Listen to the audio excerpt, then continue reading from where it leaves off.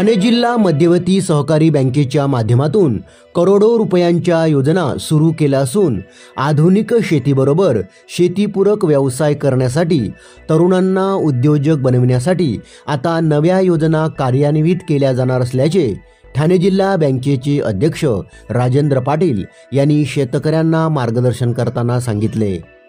विरार पूर्वेकडील शिरसाड येथे जैन मंदिरात खरीप हंगाम कर्जवाटप मेळावा आयोजित करण्यात आला होता। यावेळी शेतकरी मार्गदर्शन कार्यक्रमात माजी खासदार बळीराम जाधव, वसई पंचायत समिती सभापती अशोक पाटील, कृषी उत्पन्न बाजार समिती अध्यक्ष अशोक कोलासो, कृषी उत्पन्न बाजार समिती संचालक किशोर किणी, माजी सभापती पांडुरंग पाटील, अर्नाला शेतकरी सोसायटीचे अध्यक्ष किरण पाटील, बँकेचे पदाधिकारी आदींची उपस्थिती होती।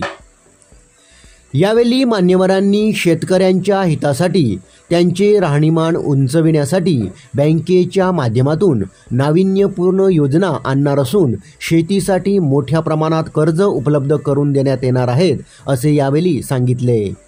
खरं म्हणजे 1 जुलै ते 7 जुलैपर्यंत कैलासवासी वसंतराव नाईक, माजी मुख्यमंत्री, हरित क्रांतीचे प्रणेते यांचा जयंती सप्ताह आहे आणि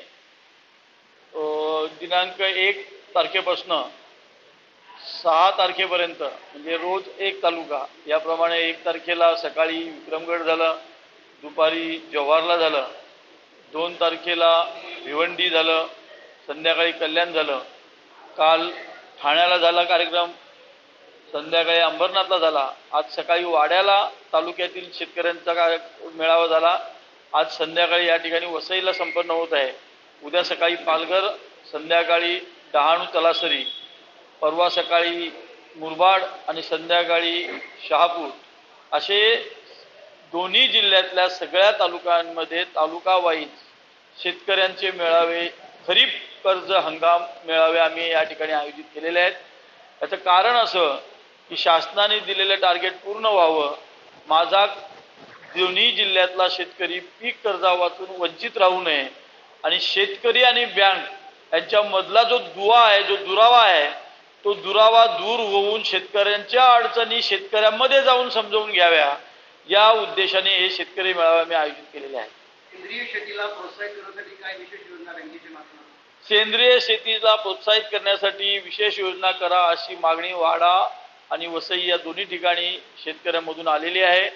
त्या दृष्टिकोनातून ठाणे जिल्हा मध्यवर्ती सहकारी बँकेतून मार्फत या पुढच्या काळामध्ये सेंद्रिय शेतीचं महत्त्व पटवून देण्यासाठी विविध ज्या काही कृषी केंद्रे आहेत, म्हणजे दापोली कोकण कृषी विद्यापीठ असेल त्या विद्यापीठांचे तज्ज्ञ बोलवून त्या ठिकाणी मेळावे आयोजित केले जातील। सेंद्रिय शेतीचं महत्त्व शेतकऱ्यांना पटवून देण्यासाठी बँक त्या पुढच्या काळामध्ये काम करणार आहे। शुभमंगल योजना ही काय आहे, कशा प्रकारे कार्यान्वित करणार आहे? शुभमंगल योजना ही शेतकऱ्यांच्या मुलामुलींसाठी त्यांना त्यांच्या जमिनी विकून कर्ज लग्न करायला लागायचं म्हणून आम्ही ही योजना चालू केली होती, परंतु आज जवळजवळ शुभमंगल योजनेची 80% वरती थकबाकी झाल्यामुळे संचालक मंडळाने नाईलाजाने ही योजना बंद केली होती। ती योजना पुन्हा चालू करावी म्हणून शेतकऱ्यांकडून मागणी येत आहे, तर त्या मागणीचा आम्ही सरासर विचार करू, संचालक मंडळामध्ये पुनर्विचार करण्याच्या बाबतीमध्ये विचार करू असं या ठिकाणी तुम्हाला सांगतो। खरं म्हणजे लोकनेते हितेंद्रजी ठाकूर, क्षितिजजी ठाकूर, राजेशजी पाटील यांच्या सूचनेप्रमाणे या ज्या काही नवीन योजना आम्ही आणल्या 10 कोटीपर्यंतच्या योजना शेतकऱ्यांना शेती संस्थांच्या माध्यमातून देण्याच्या माध्यमातून ज्या काही योजना आणलेल्या आहेत, मुख्यमंत्री रोजगार निर्मिती योजना, पंतप्रधान सूक्ष्म अन्न प्रक्रिया योजना, या योजना जिल्हा बँकेमार्फत राबवल्या जातात। त्याची फार कमी माहिती जिल्ह्यातल्या शेतकऱ्यांना, तरुणांना आणि महिला बचत गटांना आहे, ती माहिती व्हावी हाही या मेळाव्याचा उद्देश आहे। त्या पुढच्या काळामध्ये तालुक्यातील माझ्या दोन्ही जिल्ह्यातील सुशिक्षित तरुणांना मुख्यमंत्री रोजगार निर्मितीच्या अंतर्गत आम्ही चांगल्या पद्धतीने कर्ज वाटप करून त्यांना त्यांच्या पायावर उभं करू। महिला बचत गटांना पंतप्रधान सूक्ष्म अन्न प्रक्रिया योजनेअंतर्गत अनुदानातून चांगल्या प्रकारे कर्ज वाटप करून त्यांना त्यांच्या पायावर उभं करू। शेतकऱ्यांना या 10 कोटीच्या योजनेमार्फत आपण उद्योजक बनवण्याचा प्रयत्न या पुढच्या काळामध्ये करणार आहेत आणि हेच लोकनेते हितेंद्रजी ठाकूर यांचं स्वप्न आहे। या खरीप हंगामात शेतकऱ्यांना काय योजना असतील या पावसाळ्यामध्ये? खरीप हंगामाला योजना म्हणण्यापेक्षा खरीप हंगामाला आम्ही 31 मार्च पर्यंत जो शेतकरी नियमित कर्ज भरतो त्याला आम्ही 0% व्याजदराने कर्ज देतो. आजही ती योजना चालू आहे. आम्ही 0% व्याजाने कर्ज देतो आणि जास्तीत जास्त शेतकऱ्यांनी कर्ज घेऊन आपली शेती लावावी असं यासाठी जिल्हा बँक प्रयत्न करते आहे.